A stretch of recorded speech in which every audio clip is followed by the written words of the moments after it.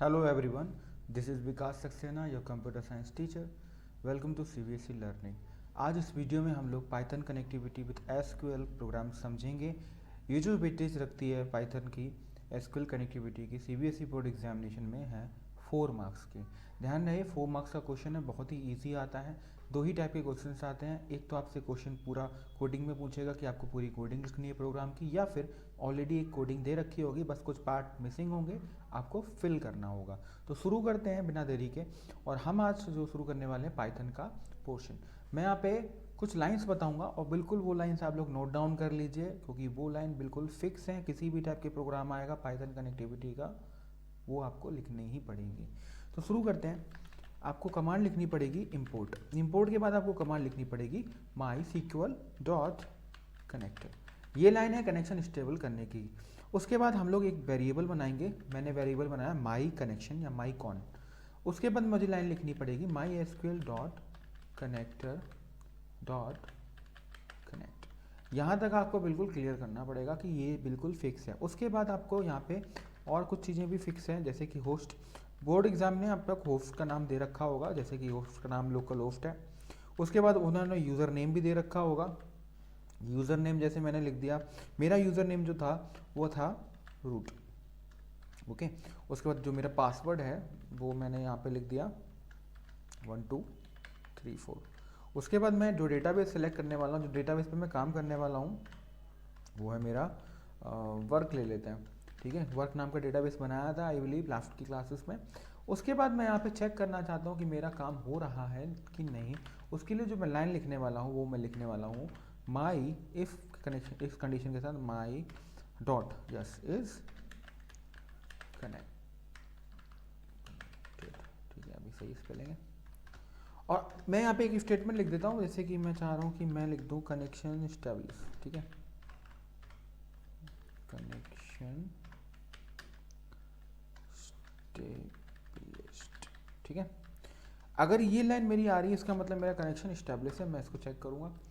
Okay, ना देखते हैं। यस, बिल्कुल परफेक्टली ओके, कनेक्शन स्टेबल हो गया है। तो मैंने क्या ऑलरेडी अपने सिस्टम में पाइथन और कनेक्शन और एसक्यूएल का कनेक्शन स्टेबल पहले से करके रखा है। बस मुझे कोडिंग के जरिए वो आपको प्रूव करना है कि हाँ ये वर्क कर रहा है। पिप इंस्टॉल करना पड़ता है ड्यूरिंग दी कनेक्शन, वो मैं ऑलरेडी इंस्टॉल कर चुका हूँ। वो CBSE का पार्ट नहीं है, वो आपका प्रैक्टिकल पर्पस का है। तो आपको मेन कोडिंग पे फोकस करना है कि कनेक्शन स्टेबलिश अगर आपको चेक करना है तो कोडिंग कौन सी होनी चाहिए, तो ये कोडिंग है आपकी। ध्यान रहे ये जो लाइन मैंने लिखी है ये 100% से फिक्स है।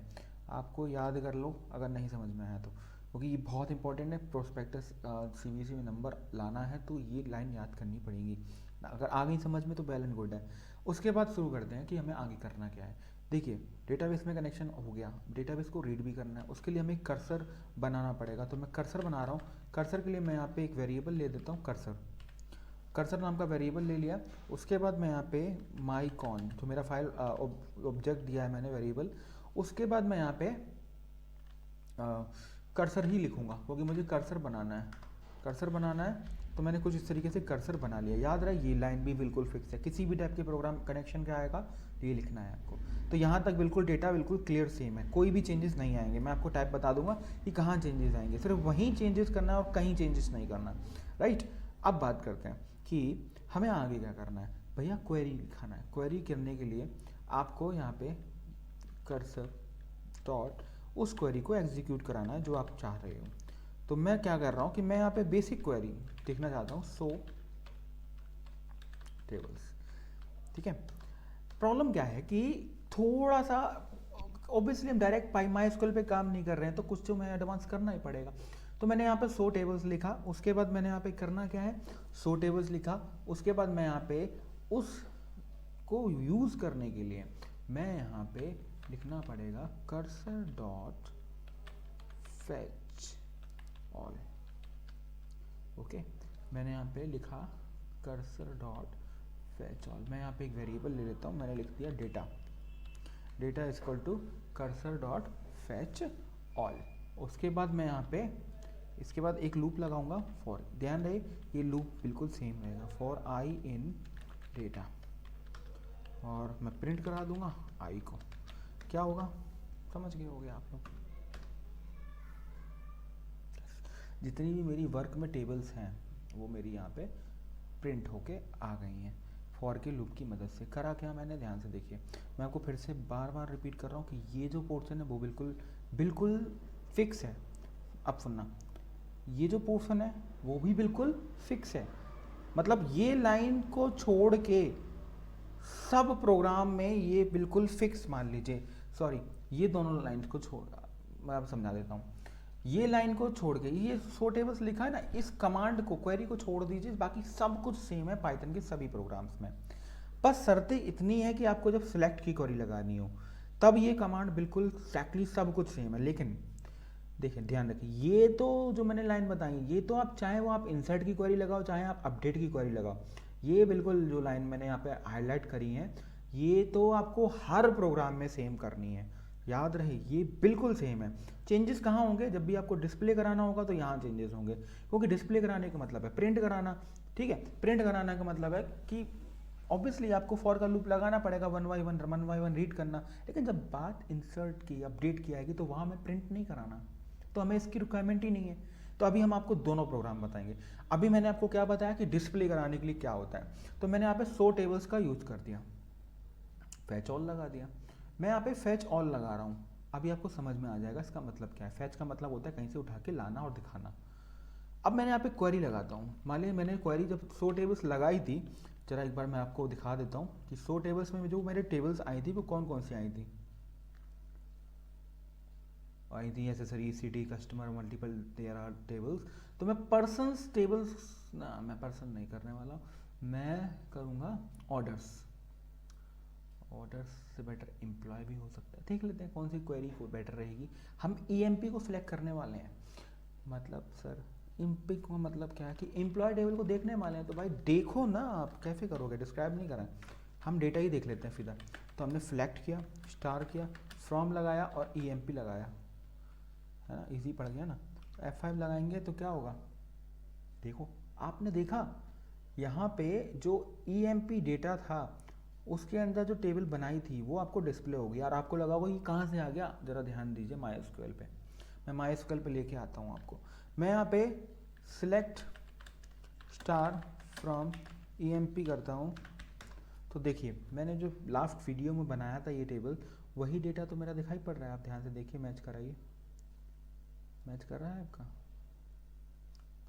अभी ठीक है, एक मिनट रुकना, अब मैच कराइए, मैच कर रहा है या नहीं। हाँ ऑब्वियसली पाइथन और डेटाबेस में इंटरफेस का डिफरेंस तो होगा ही ना। तो मैं आपको क्लियर बता चुका हूँ करना क्या है। कमांड बस आपको पाइथन में लिखनी है, काम होगा डेटाबेस का। तो यहाँ पे हमने देखा कि एम्प्लॉय नंबर, ई नेम, सैलरी, डेट, चारों कॉलम का जो डेटा है वो मुझे दिख गया। तो आपको डिस्प्ले क्लियर हो गया कि मैं डिस्प्ले कराऊंगा, कैसे कराऊंगा, बिल्कुल ईजी हो गया। अब बात करते हैं कि भैया ये जो आपने फैच ऑल लिखा था इसका मतलब क्या है।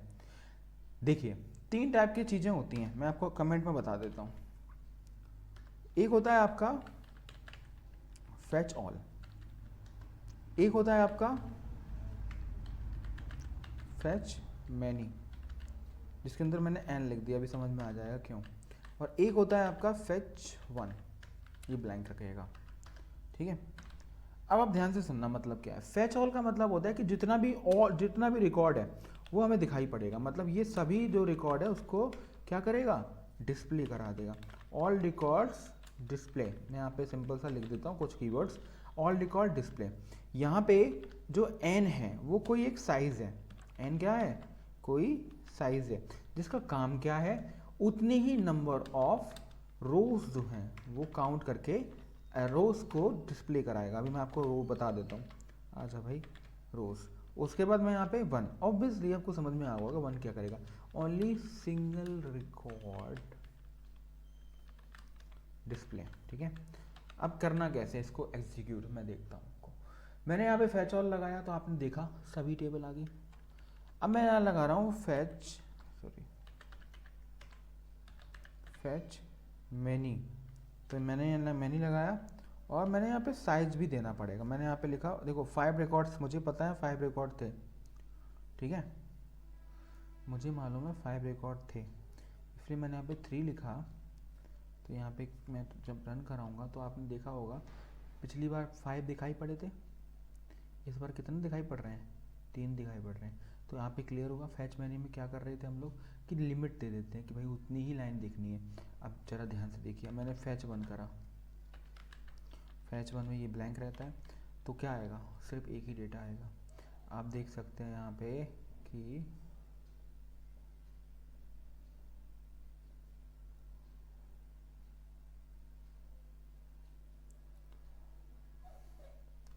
देखिए ये जो पहला वाला डेटा था ना, यही आपका शो हो रहा है, ठीक है। तो फैच 1 से क्या होगा, सिर्फ सिंगल रिकॉर्ड शो होगा। फैच ऑल से सभी रिकॉर्ड शो हो जाएंगे। फैच मैनी से सिर्फ आपका एक ही रिकॉर्ड, जितना आप डिटेल एक देंगे तो एक आएगा, 2 होंगे तो 2 आएगा, कुछ इस तरीके से आएगा। सर मेरे दिमाग में एक और कॉन्सेप्ट आया कि अगर मैं ऐसा करूं कि मैंने फैच ऑल लगा दिया, ठीक है। आपने सर बोला था कि 5 रिकॉर्ड है, आपको कैसे मालूम पड़ा? भाई मैंने पढ़ा था। नहीं, मैं नहीं चाह रहा मैं पढ़ूँ, तो मैं क्या करूँ कि कैसी कौन सी कमांड लगाऊं जिससे मुझे ये भी मालूम पड़ जाए कि उसमें डेटा कितना है, मतलब कितनी नंबर ऑफ रोबोट है। तो मैं एक वेरिएबल लगा दूं, ये एडिशनल बता रहा हूँ, ये लिखना नहीं है, आप चाहो तो इसको स्किप कर सकते हो इस पार्ट को, लेकिन एक ही लाइन है, ध्यान से देख सकते हो अगर आप लोग देखना चाहो। तो इसमें बस इतना है कि ये यूज़ होता है क्यों, अगर मुझे नंबर ऑफ रिकॉर्ड काउंट करना है तो उसके लिए जो क्वेरी आएगी सिर्फ रो काउंट की आती है, ठीक है, सॉरी, रो काउंट आएगी और प्रिंट आप करा दो यहाँ पे चाहो तो नंबर ऑफ रिकॉर्ड, ठीक है। तो यहाँ से क्या होगा, आप इसको अगर प्रिंट करा दोगे, कहाँ गया काउंट, ये दोनों लाइन मैंने लिखने से क्या होगा, एडवांटेज होगा, मुझे नंबर ऑफ रोज भी मालूम पड़ जाएंगी। मैं एफ लगाऊंगा तो ध्यान से, अनटर्मिनेटेड लिखा है ऑब्वियसली, अनटर्मिनेटेड मतलब इन्वर्टेड को मैं क्लोज नहीं किया। तो यहाँ पे आप देख सकते हो हुआ क्या, काउंट आया। अब आप लोग मुझे बताना काउंट क्यों आया, इस वजह से आया काउंट, क्योंकि यहाँ पे ये सही लाइन नहीं लिखी थी। अब देखना ध्यान से, सही आया। नंबर ऑफ रिकॉर्ड कितने हैं, 5, और 5 रिकॉर्ड उसने डिस्प्ले करा दिए। तो भैया रो काउंट करना है तो आप आराम से यहाँ पे ये वाली लाइन भी ऐड कर सकते हो। अनटिल आप लोगों को ये वाली लाइन बिल्कुल दिमाग में फीड कर लेनी है। जब भी डिस्प्ले वाली क्वेरी लगाएं तो आपको फैच ऑल या फैच मैनी या फैच 1 में जो भी आपको बोला जाए वो करना, कोई कंडीशन नहीं दे गई तो फैच ऑल लगाना। अब यहाँ पे सर बोल रहे हैं कि नहीं भाई मुझे कुछ वेयर क्लॉज भी लगाना है, लगा दो ना, कोई दिक्कत थोड़ी है। अपडेटेड सॉफ्टवेयर तो कोई प्रॉब्लम नहीं आने वाली। वेयर में मैं क्या कह रहा हूँ कि मैं विकास का डिस्प्ले देखना चाहता हूँ डेव डेटा, तो क्या लगाना है, क्वेरी पता है ना, select star from employ where E name is equal to Vikas, बस खत्म, क्लोज क्वेरी देख लेते हैं। तो मुझे किसका डेटा आया, आप ठीक मिनट ना मैं दोबारा क्लियर कर देता हूँ उसके ना, दोबारा रन करा देता हूँ। तो यहाँ पे आप लोगों ने देखा कि मुझे किसका रिकॉर्ड आया, नंबर ऑफ रिकॉर्ड कितना आया 1, और मुझे किसका डेटा आ गया, विकास का। तो कोई दिक्कत डिस्प्ले कराने में, ठीक है। तो सिलेक्ट की क्वेरी आई बिलीव आपको क्लियर हो गई होगी। सिलेक्ट की क्वेरी में कोई डाउट है किसी को तो पूछ लीजिए। ये था एक पार्ट जिसमें मैंने डिस्प्ले को कंप्लीट कराया है। अगर आपको कोई डाउट है आप पूछ सकते हैं मुझसे टेलीग्राम ग्रुप में। अदरवाइज़ एक चीज़ ध्यान रखना, ये लाइन फिक्स है, ये लाइन फिक्स है जिसमें मैं आपको इसको कंसीडर करने को नहीं बोलूँगा, आप इसको हटा भी सकते हो।